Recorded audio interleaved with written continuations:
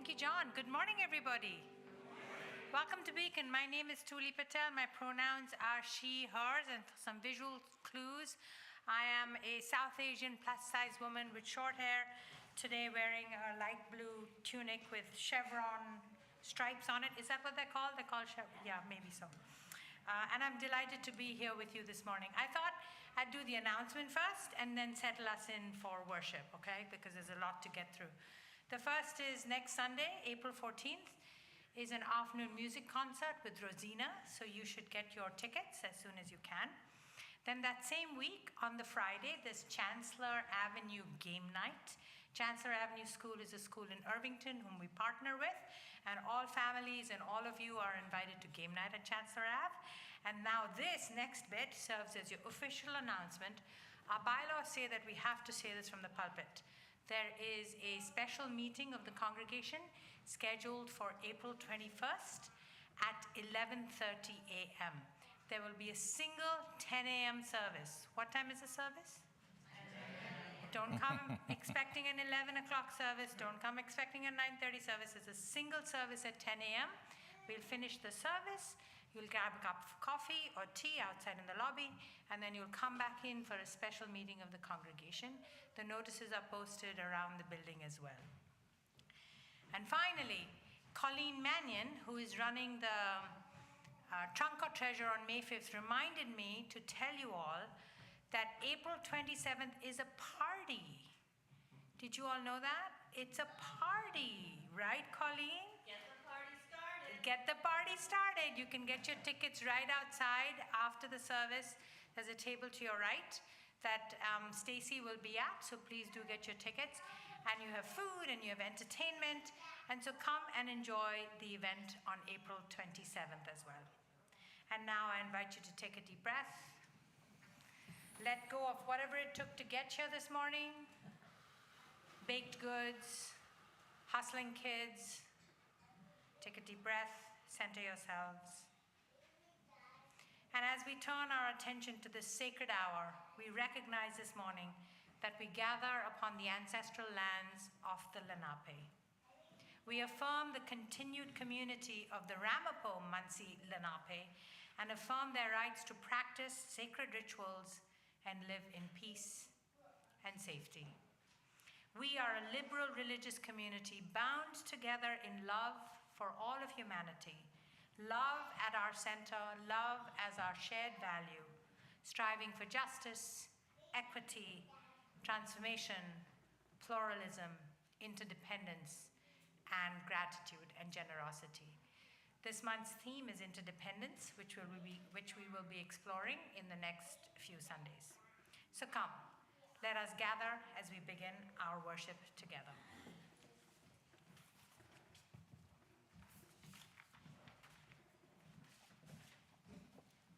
Good morning. Good morning. We're going to start with hymn 347, The Active Spirit. If you don't mind rising, and if you can, sing it. There we go. Much better.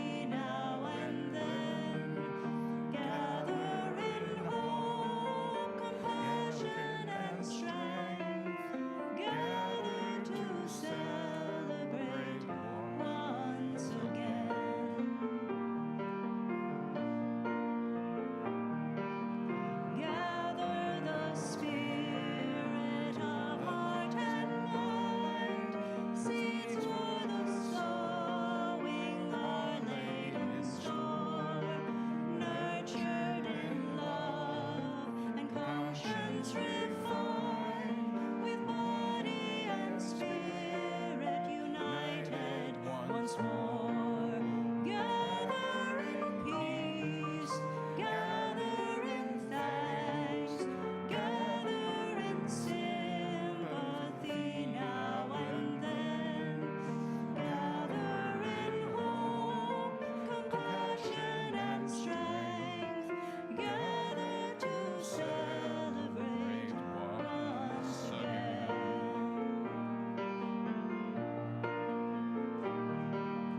Gather the Spirit growing in all, drawn by the moon and fed by the sun.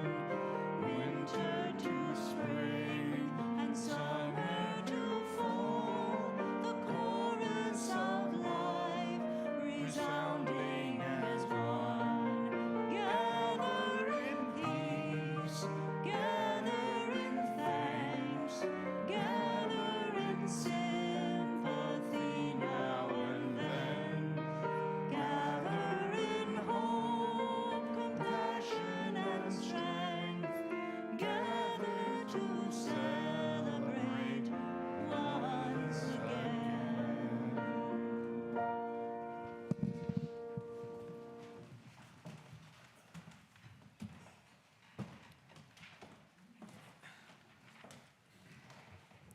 Hello, beloved. I did forget. I'm Abby. It's been a little bit since I've been up here. I'm wearing a green dress. My hair's slicked back in a ponytail, and I am wearing way too high of high heels. This morning, may the flame of this chalice, the symbol of our faith, connect us to all who have come before us, as who are with us in body and spirit, and all who are yet to come into being. May it serve as a reminder of our unity and connection across all time and space. Thank you.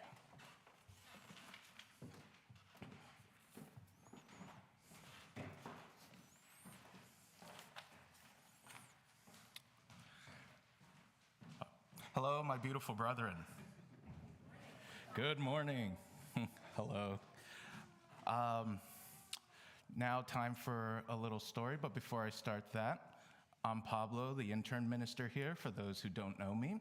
I am of average height, or at least I like to think so, with long curly black hair, caramel skin, and currently wearing a black turtleneck. And yes, let's begin. So, this is Ramadan. Everyone knows that, right? But how many of you actually know what Ramadan is about? Raise your hands. There we go. Okay, so this is a story for all ages. Okay. So, Ramadan, well, I'll be telling you a little bit about it, adapted from this wonderful and adorable little book called Fasting and Dates, a Ramadan and Eid al-Fitr story by Johnny Zucker. And basically, Ramadan is the 9th month of the Islamic calendar. They base the calendar on the moon, which is very fascinating, very interesting. Some of us may come already from cultures which also have a lunar calendar as well, or a lunisolar one as well, which means both the moon and the sun. What makes Ramadan so important? So Ramadan is important because it's when Muslims believe Muhammad received the words of the Quran in a cave from the angel Jibril, which might be Gabriel to people in other religious traditions as well. He received this during what is very awesomely called the Night of Power, Laylat al-Qadr, and it was yesterday night, actually, where faithful Muslims, in order to sort of honor the day in which the Quran was received, they spend their time in prayer and study and meditation. In fact, some scholars have said that to pray during the Night of Power is better than 1,000 months of prayer. So that's how important Ramadan, and especially Laylat al-Qadr, is to Muslims, and also to people who come from Muslim-descended traditions like universal Sufism and the like as well. Jibril, he told Muhammad, interestingly enough, to read. Now, what's made interesting about that is that Muhammad couldn't read. He responded back after the first 5 verses that Jibril said to him with a, wait a minute, I can't read or write. And instead, the angel just told him, read again. So what happens during Ramadan? When you get old enough, young children are exempt from this. You fast from dawn to sunset. When I was living in London, I would join my Muslim friends as a sort of sign of solidarity as well to help them fast from dawn to sunset. But the break of the fast is very, very wonderful because it is sort of an expected moment every day. Everyone is quite happy when it arrives, of course. And you break it with dates because Muhammad himself broke his own fast with sweet dates. And I always actually have that memory as well of anytime I eat a date of remembering my friends in London in that sort of sense. People gather in a mosque for prayer after they hear the call to prayer around the break of the fast. And they also tend to gather together sometimes for feasts. Some of the mosques provide some of the finest food you'll get during Ramadan as well. So if you're in the mood for some tasty Middle Eastern food without having to pay a cent, go pray and enjoy the fruits of your prayer. So people at mosque, they pray and listen to the Quran, but they do this all throughout Ramadan as well. It is a common practice for people to meditate on the passages of the Quran and to study it. For those of you who don't know, the Quran, I should have said this earlier, but the Quran is the central holy book, the most important text of Islam. But what signals the end of Ramadan? So we're near the end of Ramadan. Interestingly enough, tomorrow there is an eclipse, and then after that is the end of Ramadan. How very portentous. But a new moon is what signals the end of Ramadan. And then it's followed up by Eid al-Fitr, which is feasting, family and friends all gathered together, a great celebration, having made it together in unity, past all the fasting, past all the meditation, all the withdrawal, to be able to go within and study the soul. So yes, that's the story of Ramadan for you, and that's what we'll be exploring during this service as well. Thank you.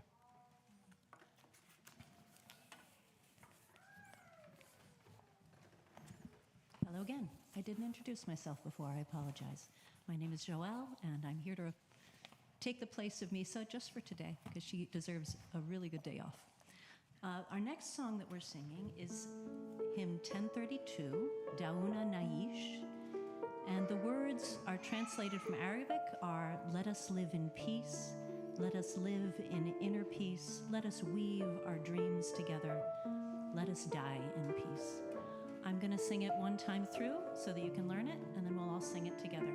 Please rise when you're ready to sing, or now. Either's fine. Dauna naish be salam, dauna naish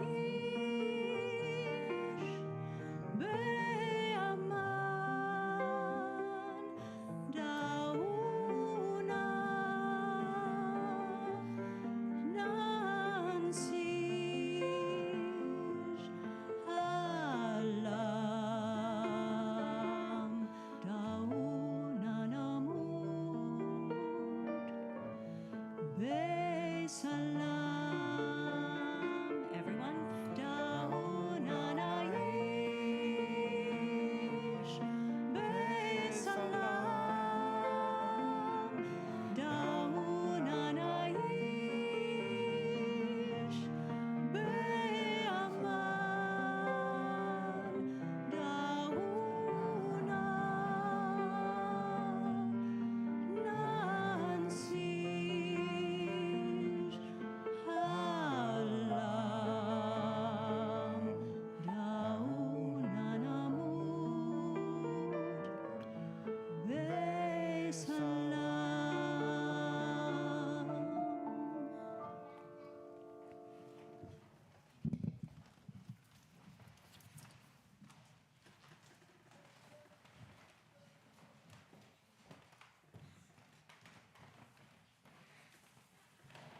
Good morning. My name is Dennis Mannion. I'm a member of our Beacon Chaplain team. I'm a white male, 5'9", with reddish-brown hair, although Colleen reminds me often that there's probably a lot more gray going on there than I would like to think, but thank you, Colleen. Chaplains wear a maroon stole like this one during services as an outward sign of our commitment to our covenant to help Beacon live into our mission of radical inclusion, feeding the human spirit, and healing the world. We're trained to support our ministry team by offering ourselves as a one-to-one resource for deep listening and pastoral care during times of loss, anxiety, physical or emotional upheaval. If you'd like to speak with a chaplain or have any questions about our chaplain ministry, please see me or anyone on the ministry team, or you can go on our Beacon website. All conversations that we will have are held in strictest confidence. Another way we expend the spiritual care of our community is by facilitating our weekly ritual of candle lighting. This morning, our first congregational candle is one of profound awe for the conversation our planet and our solar system is trying to have with us. Between an earthquake and a solar eclipse, we cannot help but awaken to our interconnectedness to the universe and the holiness of our interdependence upon each other. A candle of sorrow for the loss of the 7 members of the World Central Kitchen killed while delivering greatly needed food to starving people in Gaza. A candle of prayer for peace in Gaza, in Ukraine, in Haiti, and everywhere in the world where the insanity of war and brutality is a constant reality. A candle of love and healing for Susan Allard, who is in recovery from gallbladder surgery. And finally, the flowers behind me represent a memorial service that was held here yesterday for our beloved Isabel Arnston, who we memorialized yesterday, and we celebrate again this morning with a candle. Isabel was 101 years young. For these and for so much more, we invite you now to come forward to light a candle here in our sanctuary or wherever you may be. Thank you.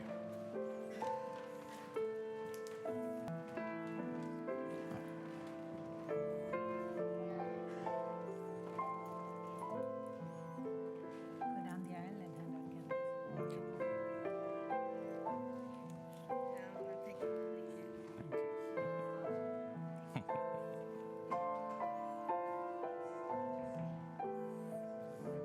Of course. Thank you.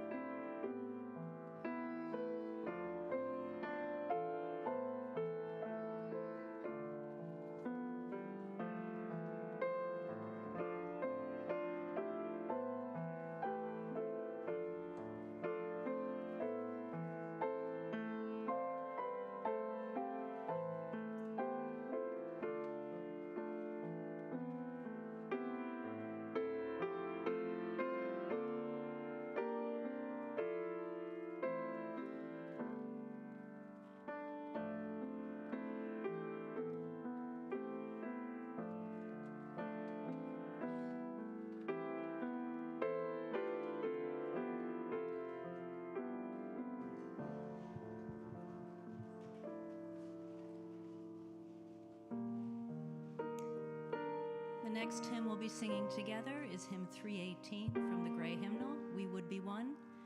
If you wouldn't mind rising again in any way you are able to.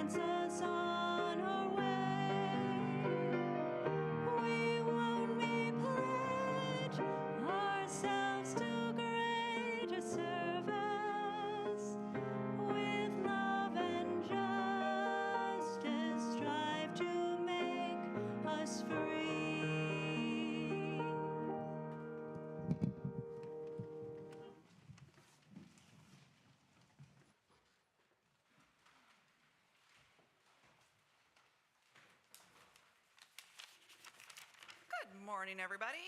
Good morning.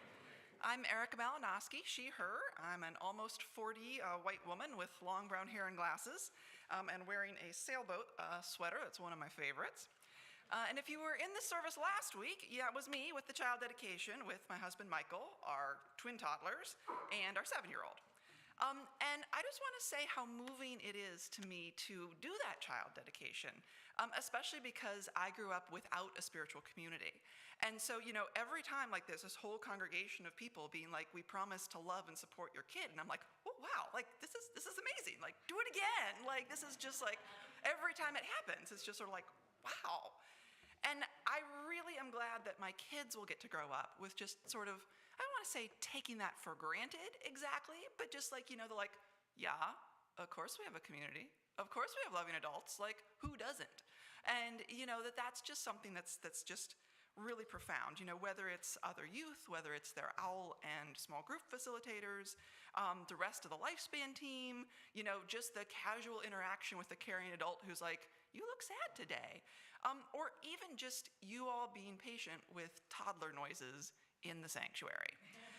Because it's really tough having twin toddlers, you know, in a lot of ways, and they're double the cute, but double the trouble. But I especially want to speak today, as we move toward our new home at 695, about the little bit of the experience of having small children in this current building.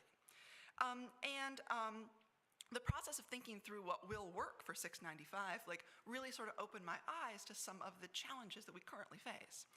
And one of the things is just as basic as for a new family coming in, figuring out where to sit in the sanctuary.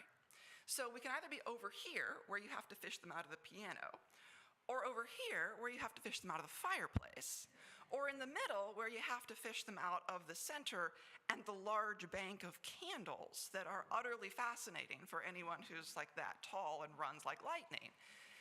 Chase them around the pews up in the back, up on the balcony.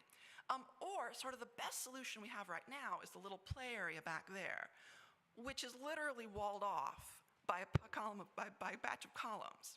If you've never sat back there, it's useful to do at some point, just to realize that it's sound isolated and visually isolated from the rest of the congregation.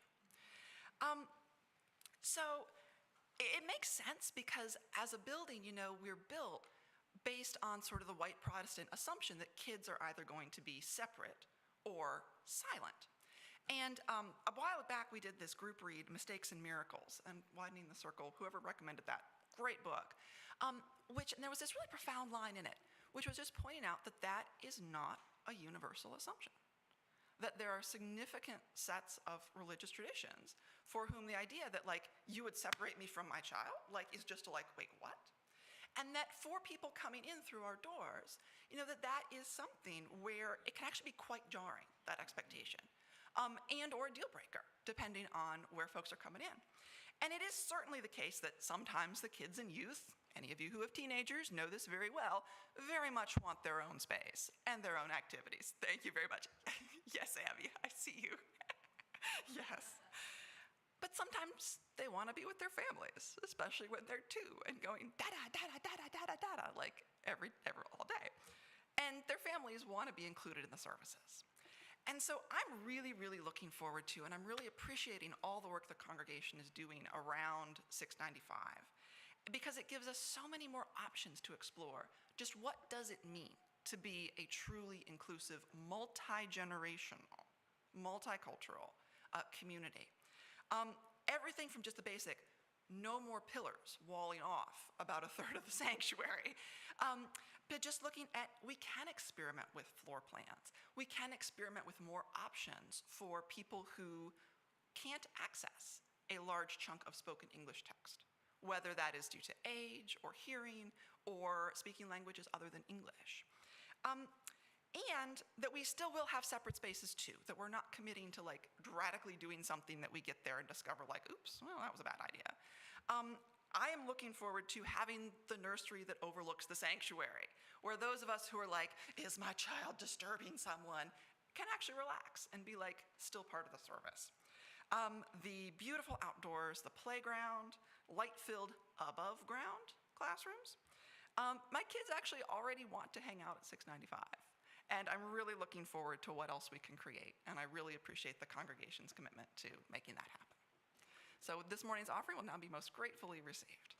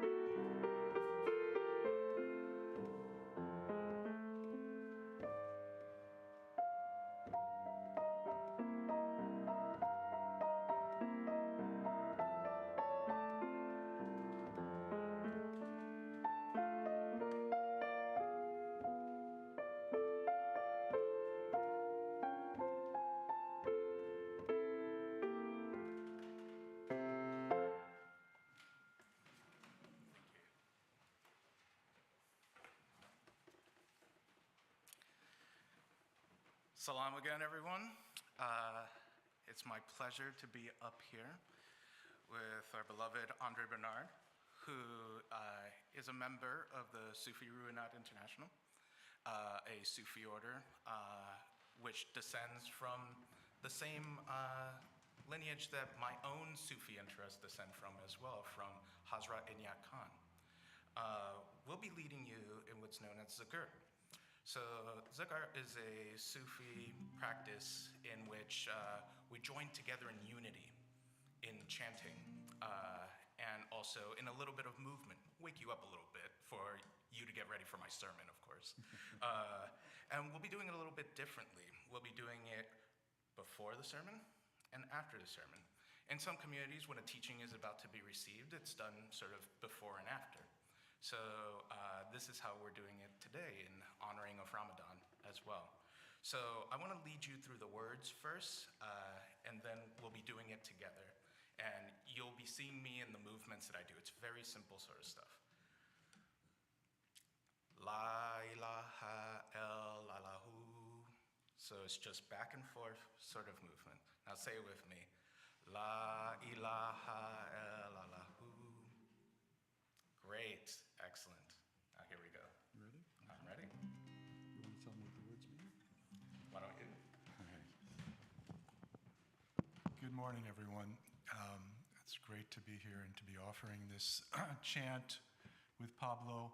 The meaning of the words that we're about to sing, La ilaha illallahu, La ilaha, there is nothing but the one.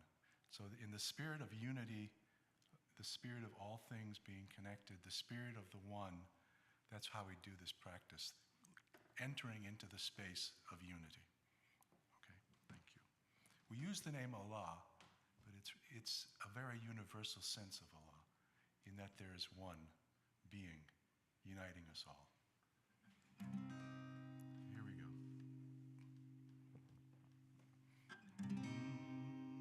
Let me hum it once through and then I'll start singing.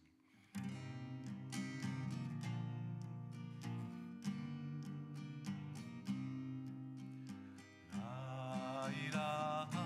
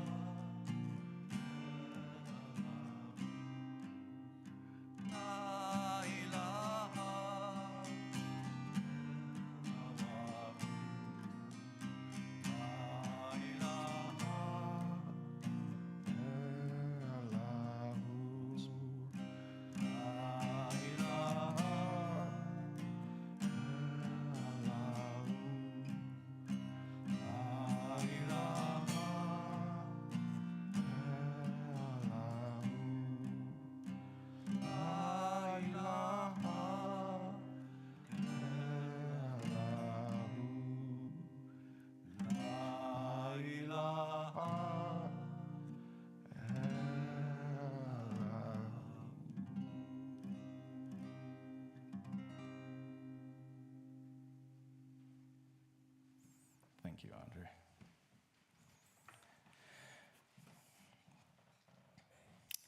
So, when I was asked to be part of this sort of close of Ramadan service, there were a lot of things that sort of came up to me. And one of them was sort of my own personal history with Ramadan and, with Islam and everything. When I first moved to the States, there was very much this sort of conception of coming to me from both this country and from my own parents of having to be careful about my blackness. That I had to, when amongst white peers, not only do double the work, but also hide half of myself, or else there could be trouble. This in particular definitely kicked off when I was in Texas, of course, and where I still am today. If there's anything that has taught me how to persevere through hardship, it's being a Texan. But in growing up, I sort of had this conflicted idea of my identity. I'm not sure how many of you have had to wrestle much in your youth with who you are and your identity. But it's a common struggle for people like me. And one of the ways that I found solace, especially when living sort of in the San Antonio projects, amongst poverty and pain, was definitely entering into to sort of escape, because there were two ways to escape. You either entered into a criminal life, which, to be honest, I definitely flirted with, or you enter into something weirder. And I chose the weirder path, which was entering into spirituality. And one of the avenues of spirituality that I found, thanks to those well-known mystics, the Wu-Tang Clan, was the 5%er movement. There was my first encounter with Islam. Now, it's not, say, a traditional Islam or an Orthodox Islam by any marker of the term, but nonetheless, it's where I first learned about it. It was very humanistic. It sort of taught me to love myself in many ways that even my own, birth Catholicism didn't really teach me much. This necklace is from those days, actually. The 7 represents the term Almighty God, Allah. And hidden within that term is a practice that's done by 5%ers where they identify each letter to mean something in particular. So besides Almighty God, Allah to 5%ers, they have a very humanistic interpretation. It means arm, leg, arm, head, which means we are all Allah. There is very much this idea in differing parts of the community that it could mean, the black man is God. But that was also left behind even by its founder, who viewed that all people, once they become enlightened to a civilized idea of thinking, mostly the idea that we are united, that we are one, we are all encompassed by Allah. So this idea of unity was brought to me basically from the streets, from rap, from hip-hop culture. And from there, I just kind of explored. I flirted with traditional Islam for a bit, mostly in Shia circles, and it was a little bit too much for me. I was devout for a bit, and then I sort of strayed away until a friend of mine grabbed me and he said, "Hey, have you heard about Sufism?" And I was just like, "Oh, yeah. My mom said it's another thing for weirdos, And again, I chose the weirdo path. I started exploring Sufism first through the Chishti order, which was very accepting, not just of Muslims, but of others. I began to see this idea of oneness being expressed more and more and more. After I left what I like to label formal Islam, I remember my sheikh within the order turning to me after I told him, "Well, I think I'm going to explore the traditions and everything like that." And the only things he said was, "Fine, find the oneness." And so that became sort of a quest for me almost. I began going towards different religious traditions, including this one, Unitarian Universalism. And eventually found myself not just exploring Unitarian Universalism, but also exploring the Inyati order, which was an order of universal Sufism that allowed a interpretation of Sufism and oneness that encompassed not just Islam, but multiple traditions and religions and even humanistic perspectives as well. And that led me to a new conception of how to explore Ramadan. So when I first sort of encountered my sort of what I would consider to be my first mystical Ramadan, all previous Ramadans were kind of formal or were interpreted in very freewheeling sort of ways, or were just opportunities for me to reject it because it sounded too much like Lent. And I was just like, I'm done giving up things. I don't need to fast, etc. But then it clicked on me. One Ramadan, when I entered sort of into Inayati studies, I was like, well, let me just dive in deep. I'm never one for the surface material. So I started reading Ibn Arabi, Sufi saint and scholar, with dense texts and explorations of metaphysics and everything like that. Exactly my jam. And he had this concept that clicked with me that I had heard multiple times before, the Wahdat al-Wujūd, which is the unity of being, the unity of existence. In the words of Ibn Arabi, he says, "Glory to him who created all things, being himself their very essence." And it's within this sort of concept that we sort of begin to see in Islam, and especially in Sufism, this idea that there is not just a greater reality, but that greater reality encompasses and is the core of all things and people. Rumi says it in the Masnavi like this: "I speak of plural souls in name alone. One soul becomes 100 in their frames. Just as God's single sun in heaven shines on earth and lights 100 walls. But all these beams of light return to one if you remove the walls that block the sun. The walls of houses do not stand forever, and believers then will be as one soul." So this clicked with me. It hit with the other studies I was doing. It hit with my own perceptions of Sufism.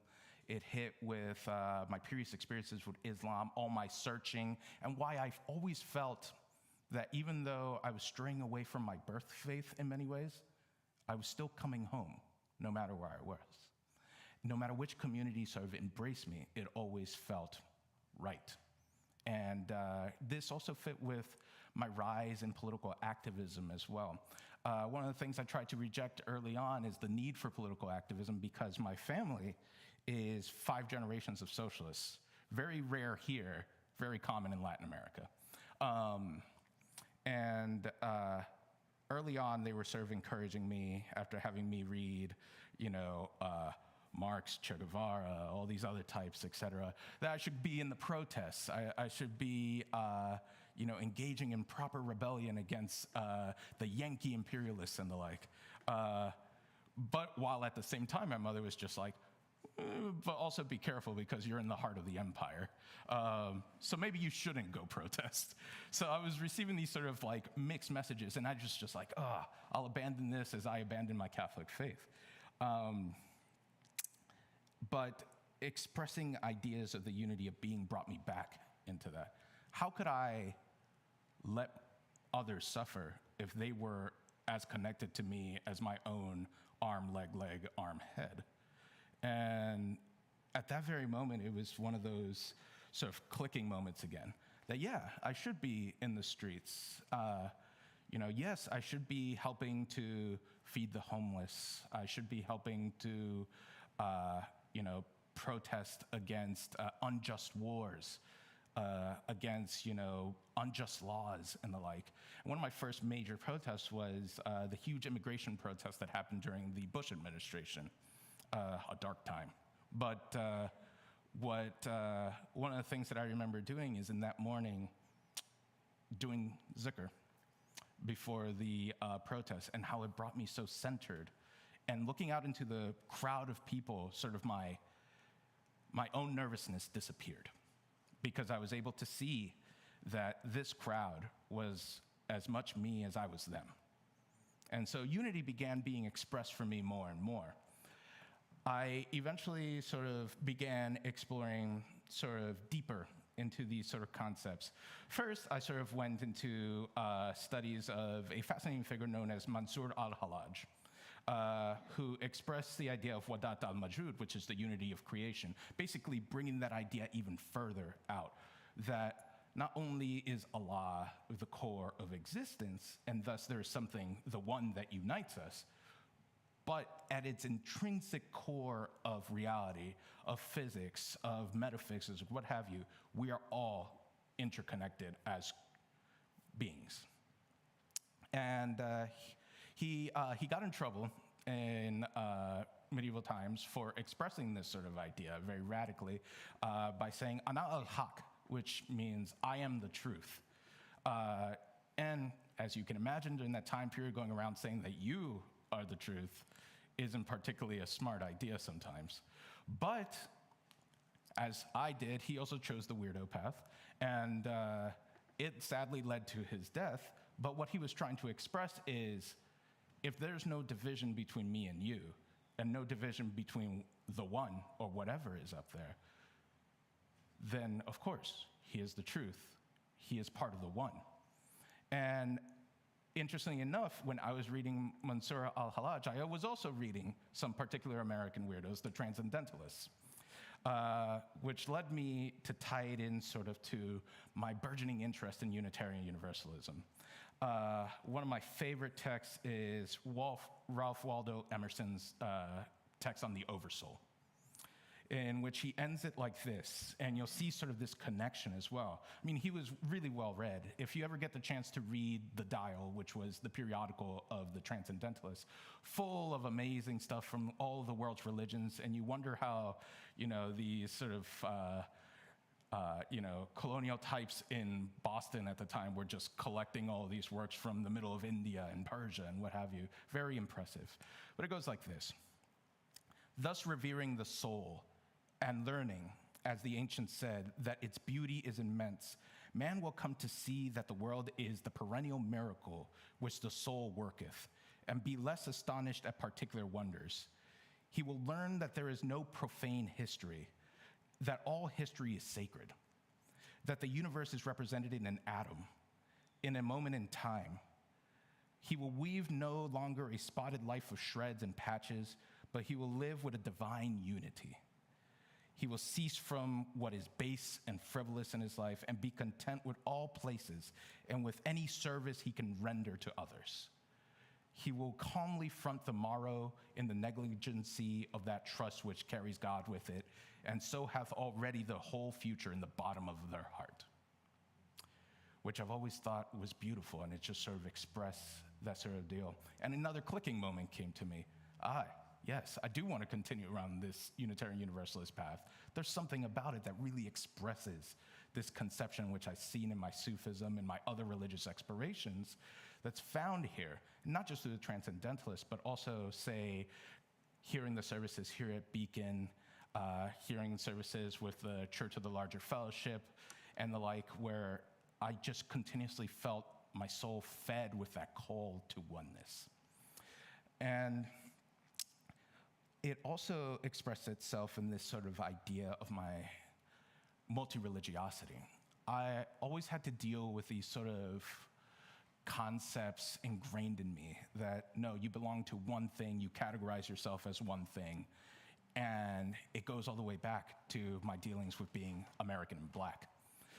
One of the things that helped me with that going back was the 5 percenters who expressed a sort of love of being Black, of loving yourself because you're human. One of the terms they had was, don't forget the human race comes from Africa, and thus, you are original in many ways.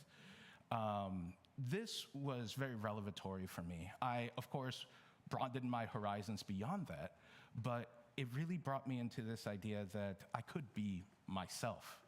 I didn't need to hide half of myself for safety or for the sake of, others and their bigoted sort of views and ways. It also, going back to that, when I was exploring all of this, I couldn't reconcile for a long while why I was a Sufi, why I was Unitarian Universalist, Zoroastrian, with some pagan inclinations, with a little bit of that folk Catholicism of my parenting left. And it's just like, how do I reconcile all this? It must be impossible. I have to pick one, right? And it was interesting in that by reading sort of the works of the Transcendentalists and the old Sufis and the works of Hazrat Inayat Khan and everything, I realized I didn't have to. I already picked one, and that's the universal oneness that connects us all and connects all of these traditions. And so I felt myself coming at home, where I jokingly label it to friends who ask me, and it's just like, Pablo, how can you get away with practicing all this different stuff? Like, it doesn't at all conflict? And I'm just like, no, I just take the elevator to a different spiritual apartment when I need to. All in the same building, right? That's exactly how I view it. And so yesterday in particular, I was thinking, what does Ramadan mean to me? Especially in the night of power. Right before I was about to deliver 2 services and unsure of how much sleep I was going to get or if I was going to get breakfast. And it clicked on me reading again those first 5 verses, which I'll read to you now. These are the verses that Muhammad was said to have received by the angel Jibril in the cave. Bismillahirrahmanirrahim. Read, in the name of the Lord who created man from a clinging clot, meaning an embryo. Read, your Lord is the most generous, who taught by the pen and taught man that which he knew not. And I always sort of found that fascinating. I mean, I always viewed myself as having a little bit of an understanding of what it was like to be sort of in that dark cave, just having, glimmers of wisdom, things clicking and everything here and there. But I always loved the idea of the generosity of Allah, of the generosity of the One. And part of the way I view that generosity is definitely through the oneness, all the different religious traditions, even the political movements that sort of teach us ways to improve our world, to get closer together, the different philosophies we encounter. There's something beautiful about the way that humanity is just continuously enlightened. We may view ourselves as going backwards every now and then, especially when you view, say, like, people who are super scared of the coming eclipse for a variety of reasons, or people who are out there pushing for war, violence, and terror in all different parts of the world. But the reality of the truth is that, no, we are becoming more connected. We're becoming closer together. We're beginning to see more and more calls for peace, unity, love. On the other side of my medallion, there were 5 words that were taught to me by another Muslim tradition that I had encountered also on the streets, which was Moorish science. They taught that there were 5 things that you always needed to carry in your heart, and that was love, truth, peace, freedom, and justice. And I've always sort of continued with that conception. And so yesterday I sort of meditated on those 5 things and then joined you today. So what Ramadan asks of us is to make our unity more real, to, like that final part, we need to teach sometimes our fellow humans what they may not know, which is the fact that we are together, we are one.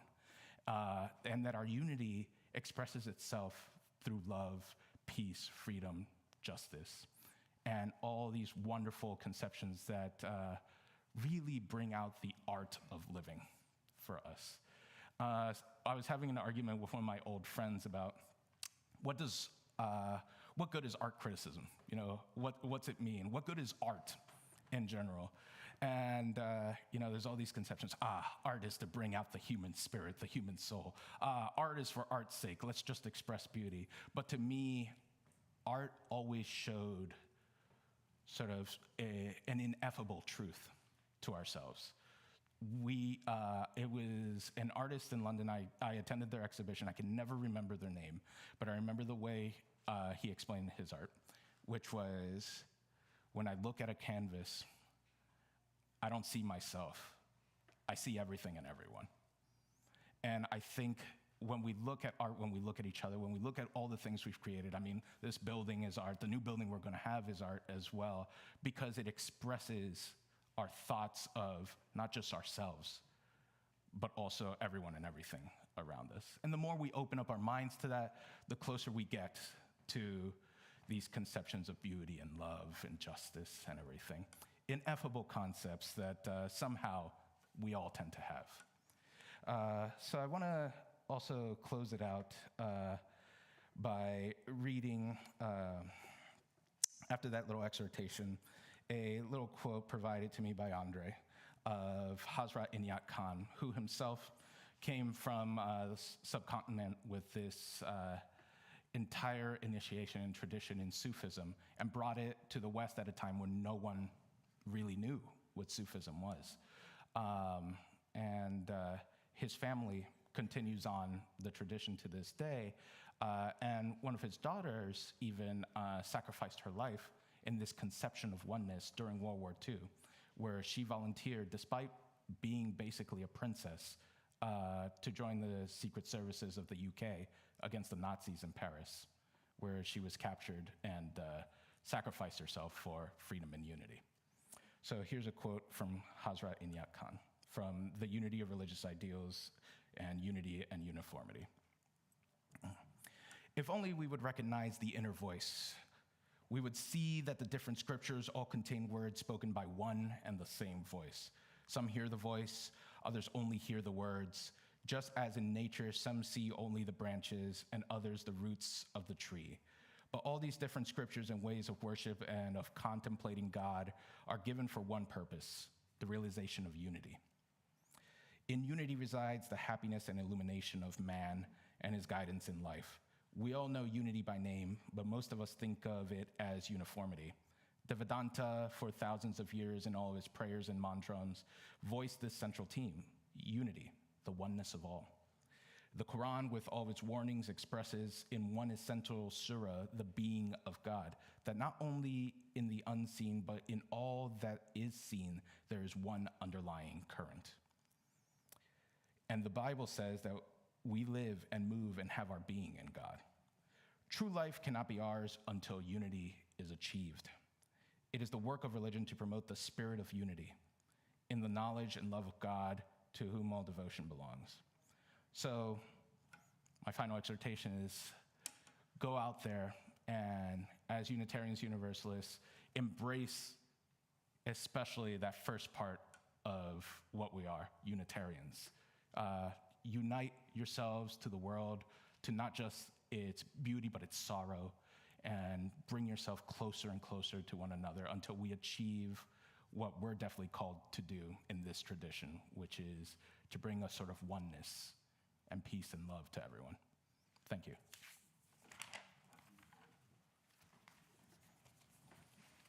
Oh. And we'll close off with the zikr again. Everyone remember the words? Okay.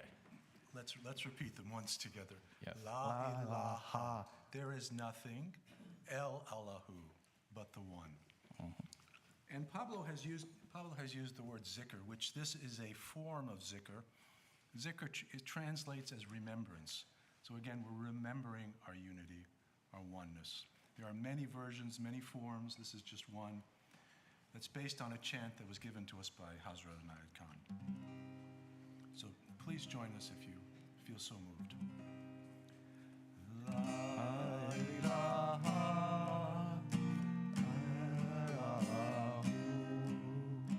La ilaha illallah. La ilaha illallah. La ilaha illallah.